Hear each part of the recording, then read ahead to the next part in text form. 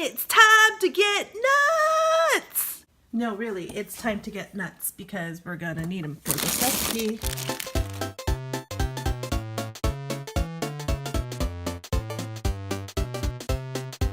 Hi, welcome to another episode of Grub Gab with me, Pixie, where I show you how to make something delicious to eat, and then I eat that delicious thing to make you so jealous while I talk about something.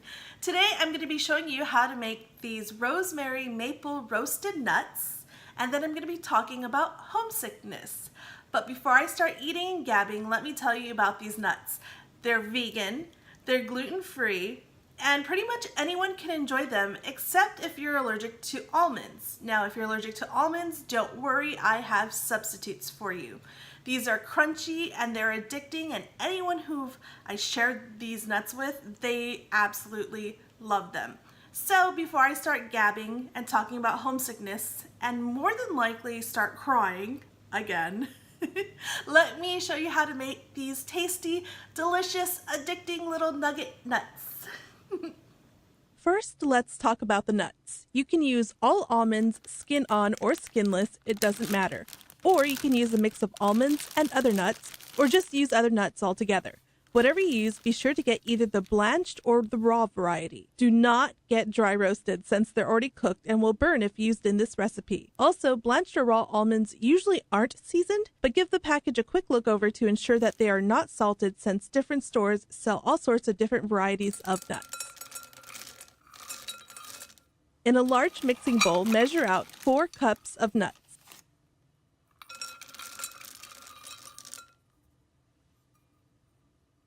To them, add 3 tablespoons of maple syrup and give it a good mix to ensure all the nuts are well coated. You can use agave syrup instead of maple syrup if you want to. I do not recommend using honey though, as it's a bit too thick and sticky for this recipe.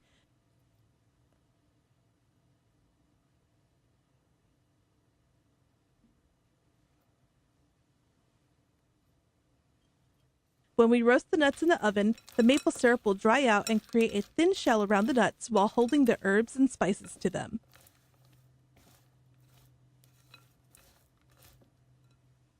To the maple syrup coated nuts, add 1 to 2 tablespoons of finely minced fresh rosemary.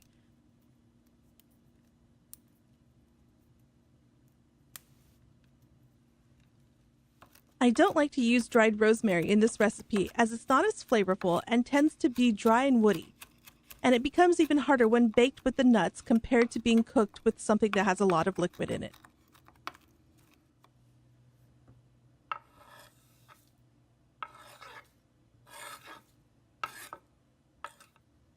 After the rosemary is added, sprinkle half a teaspoon to 1 teaspoon or more of red pepper flakes. This makes it spicy, so use as much or as little as you want. Then add a few grinds of black pepper.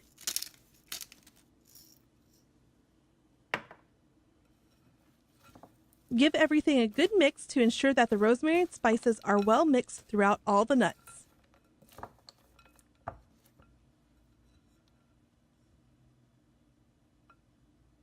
Next, spread everything out on a non-stick baking sheet, or if you want an easier cleanup, line it with parchment paper.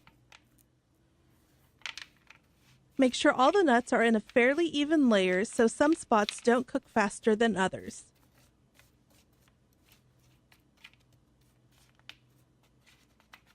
Before we bake it off, add a sprinkling of salt over everything. You can add as much or as little as you want, just do it to your tastes and preferences.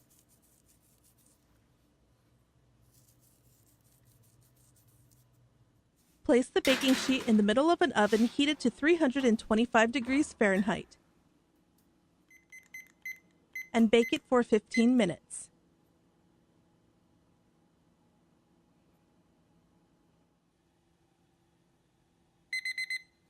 Once the timer goes off, take the baking sheet out of the oven and carefully give everything a good mix to ensure that they continue to cook evenly.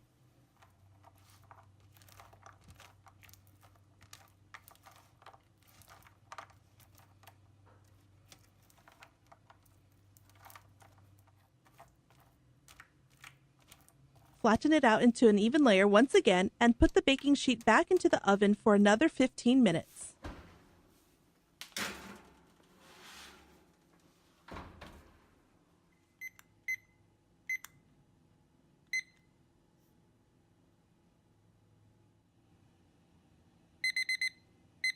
After the timer goes off, give it another good mix before leveling it out and putting it in the oven for another 5 to 8 minutes to ensure that all the maple syrup has dried around the almonds.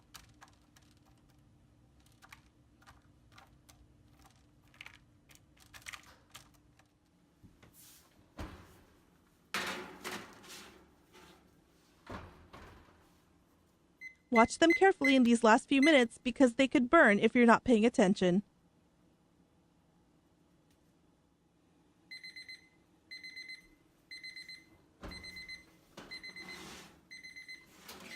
You know the almonds are done when they're no longer sticky to the touch.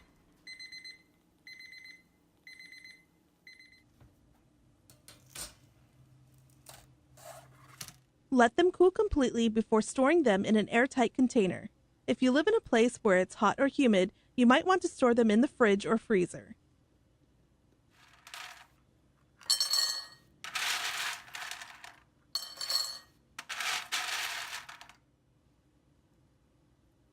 As always, the written recipe with all the measurements can be found on my website, Pixienoms.com.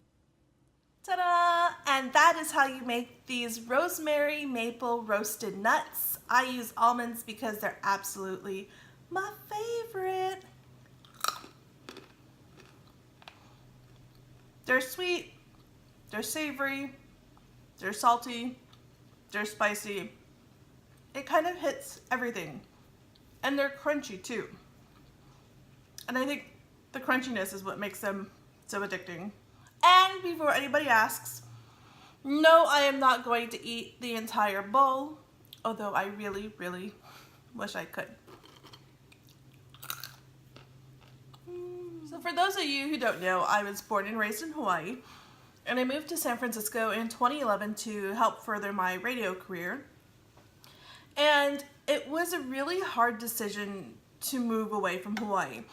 I was born and raised there. I hadn't really lived anywhere else. In fact, I don't think I even moved out of my parents' house until I was 23, 24, something like that. And in Hawaii, that's really not unusual to be living at home with your parents forever because things are so expensive. Anyway, so I had wanted to move to San Francisco or, you know, just California in general for a long time. But actually doing it is a lot harder than a lot of people realize because I was born and raised in Hawaii. That's the only home that I've ever known. All my family is there. All my friends are there. And so when I decided to move, it was because I felt kind of stuck in my career. And the only way I felt that I could progress in my career was if I sought employment elsewhere with more opportunities and more room to grow. So that was the main reason why I moved to San Francisco. And it actually was pretty terrifying for me because I didn't have, you know, the safety net of my family being there. I didn't have all my friends that I have made there, you know. It was just kind of me picking up and going. Like I did have a friend or two, you know, that I did know in the area and in San Francisco. So it wasn't like I went into the city blind, but it still is pretty jarring to just pick up your entire life and move it. I think people don't realize, you know, when you're moving places, it's not so simple because it's hard to say goodbye to the people you formed a bond with. Like, you know, yeah, there's social media, yeah, there's online, you know, there's texting, whatever.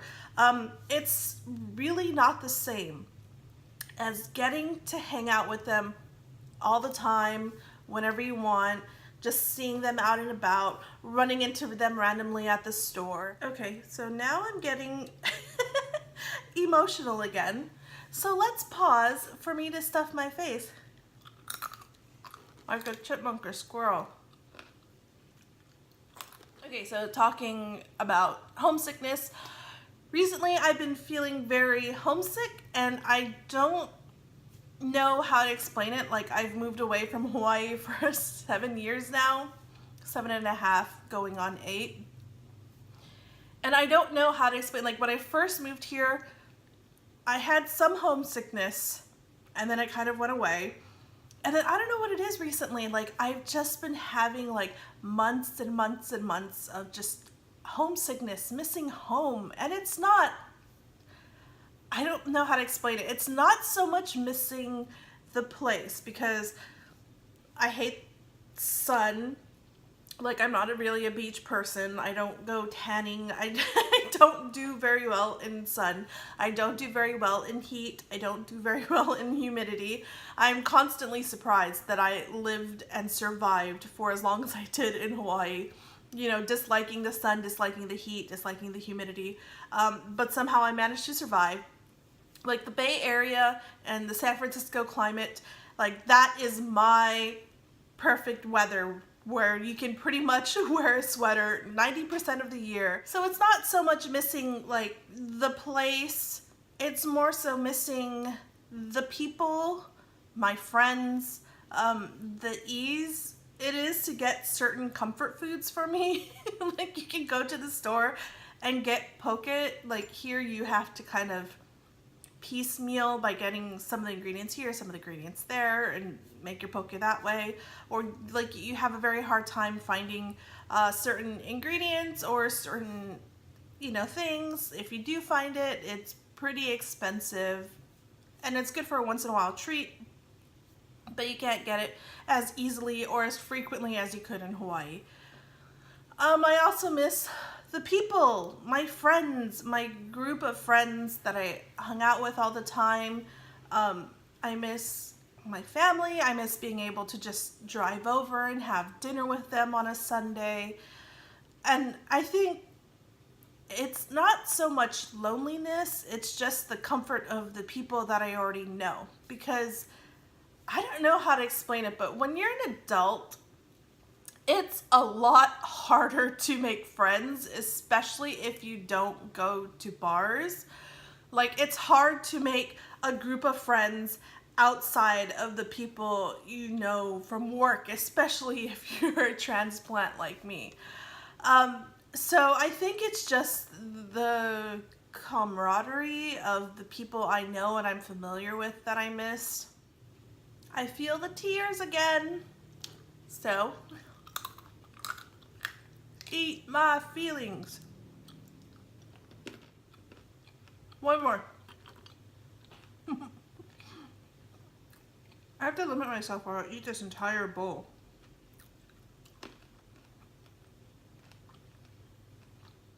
Some water to wash it down and rehydrate me, because the tears. A lot of people forget when you cry, you have to stay hydrated. But it's hard to explain, like, to someone who's not from Hawaii, that going home to Hawaii is not really a vacation. I mean, it kind of is, but it isn't. It's not what people think it is. It's not, you know, people who aren't from Hawaii, when they go to Hawaii for a vacation or a visit, it's a completely different experience from someone who is born and raised there, who moved away, and who's going back home to visit family and friends.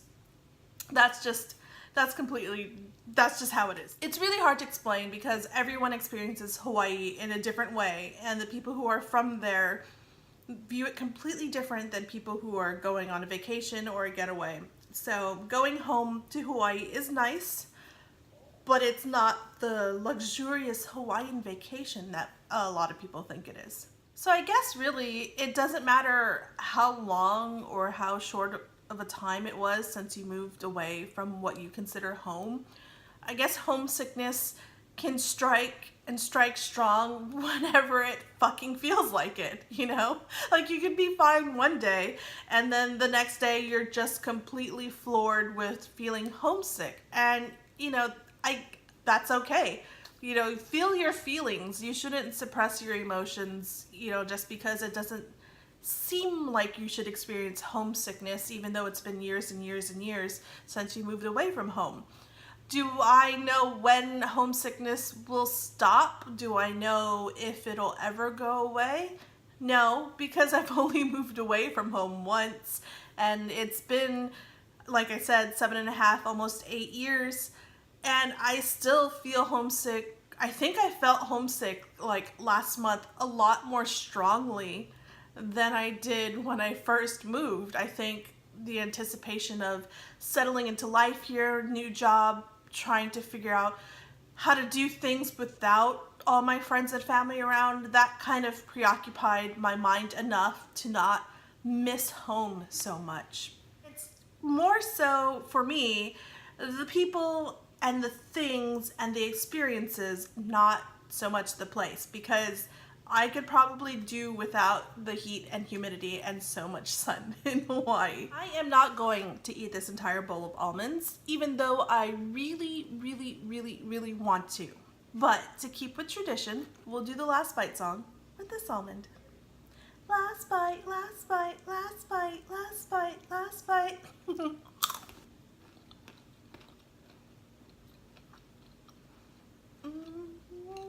So delicious. I don't know what that dance was. So delicious dance, I guess. And we're done! Thank you so much for watching another episode of Grub and Gab with me, Pixie. It's time for me to wash up, do all the dishes, clean up the mess that I made in the kitchen. So, until next time, toodles, bye!